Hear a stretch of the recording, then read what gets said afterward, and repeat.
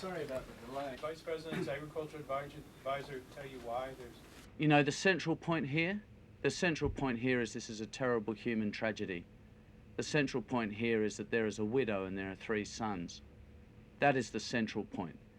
And the issue of the inquiry is a very, very minor issue compared to the central point. And, you know, you can get all sorts of people writing all sorts of speculation that this is some terrible espionage thing and the Australian government is involved in some cover-up or something like that. I can tell you it's nothing of the sort. Continue with the United States' traditional commitment to open markets. Our condolences go to the Jenkins family. Our feelings go very much to them. Look, we would only make matters worse if we started sort of speculating and playing with ideas and so on this. This is just a terrible human tragedy, but it's not a human tragedy that gets to the very essence of Australian national security or anything like that.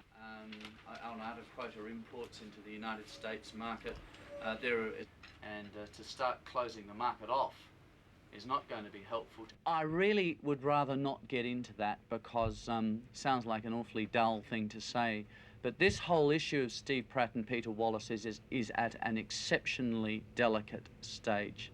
It's an exceptionally delicate stage, and I've got to be extremely careful with the public comments that I make and where they can feed into and what the implications of those comments are. I mean, my mission is to get them out, and therefore, I mean, too much public talk can be damaging, but a certain amount can be helpful.